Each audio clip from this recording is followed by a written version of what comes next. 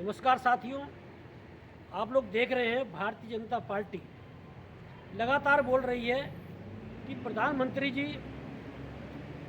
देश में ऐसा माहौल बना दिया है कि कानून व्यवस्था बढ़िया हो गई है, विकास हो रहा है। और ये एक तरह से प्रचारित किया जा रहा है जैसे देश में राम राज आ गया हो। लेकिन मैं बता दूं आपको, विशेष रूप से उत्तर प्रदेश की कानून व्यवस्था का हवाला देश में दिया जा रहा है। आरोपियों के घर पर बुलडोजर चला दिया जाता है। लेकिन देश में इस समय दिल्ली के जंतर मंतर पर जिस तरह से अंतर्राष्ट्रीय पहलवानों ने भारतीय जनता पार्टी के सांसद और कुश्ती महासंघ के अध्यक्ष ब्रजभूषण शरण सिंह पर यौन शोषण का आरोप लगाया है। इस मामले में सुप्रीम कोर्ट के हस्तक्षेप के बाद में ब्रजभूषण शरण सिंह पर एफआईआर तो दर्ज हो चुकी है। लेकिन देखिए, पुलिस की हिम्मत नहीं हुई ब्रजभूषण शरण सिंह को पूछताछ के लिए बुलाने की।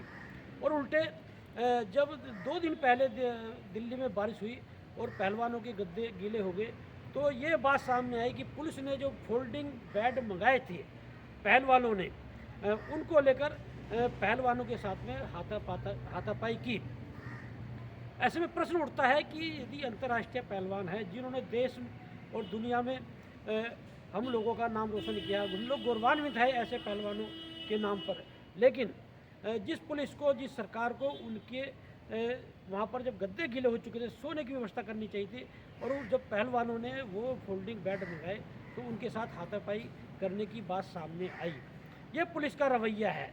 और सुप्रीम कोर्ट देखिए आप, उसी दिन जो है सुनवाई करने से इनकार कर दिया और हाई कोर्ट में जाने की बात कही। प्रश्न ये उठता है कि सुप्रीम कोर्ट ने जो शिकायतकर्ता थे उन्हें सुरक्षा देने की बात कही, और उसी दिन जिस पुलिस को उनकी सुरक्षा करनी चाहिए थी उन्हीं पुलिस पर उनके साथ हाथापाई करने के आरोप लगे। ये भारतीय जनता पार्टी की सरकार है, ये केंद्र सरकार है, ये मोदी जी की सरकार है। आप देख लीजिए कि विपक्ष का यदि कोई नेता है या दूसरा कोई नेता है या दूसरा कोई आदमी है, उसको चाहे ईडी का मामला हो, इनकम टैक्स का मामला हो, सीबीआई का मामला हो, ऐसे प्रचारित किया जाता है जैसे देश में भ्रष्टाचार मिटाने की एक कवायद चल रही हो। आप ये देख लीजिए, यदि कोई भ्रष्टाचार करता है या कोई गलत काम करता है तो निश्चित रूप से सत्ता की कहीं ना कहीं सह उसे होती है। लंबे समय से केंद्र में भारतीय जनता पार्टी की सरकार है और विभिन्न राज्यों में भारतीय जनता पार्टी की सरकार है। एक नेता आप बता दीजिए भारतीय जनता पार्टी का जो किसी मामले में इन लोगों ने आरोपी बनाया हो या किसी के घर पर इनकम टैक्स, सीबीआई या ईडी के छापे पड़े हों।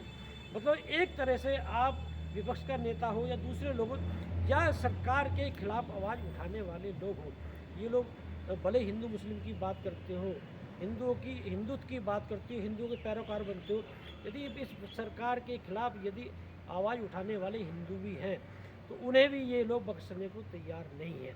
मतलब ये कहा जा सकता है कि और एक माहौल बना दिया है देश में कि सरकार के खिलाफ यदि कोई आवाज़ उठाता है तो वो देश के खिलाफ आवाज़ उठा रहा है। मतलब एक तरह से देशभक्ति को सरकार से जोड़ दिया गया है। ये माहौल क्यों बना है? ये माहौल इसलिए बना है कि देश का जो मीडिया है, राष्ट्रीय मीडिया, उसे हाईजैक इस सरकार ने कर लिया है।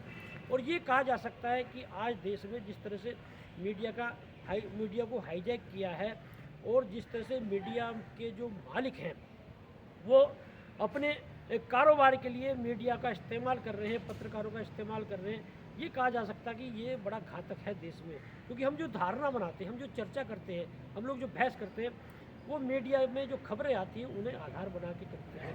तो इस समय जो देश में चल रहा है, सरकार के खिलाफ बोलने वाले लोग वो आरोपी हो जाते हैं। और ये देख लीजिए आप, जंतर मंतर पर जो पहलवानों का प्रकरण है, इसे भारतीय जनता पार्टी उसके समर्थकों ने जाट और राजपूत वर्सेस कर दिया है। इन लोगों ने पहलवानों को बोला कि एक विशेष समुदाय के हैं, एक विशेष जाति के हैं और ये लोग उस फेडरेशन पे कब्जा करना चाहते हैं। मतलब एक तरह से कोई भी आंदोलन, जैसे किसान आंदोलन चला था उसमें भी विपक्ष का आंदोलन इन लोगों ने बताया था, लेकिन उसी आंदोलन के दबाव में प्रधानमंत्री जी ने आगे बढ़कर वो नई कृषि कानून लिए तो देश से माफ़ी मांगी थी।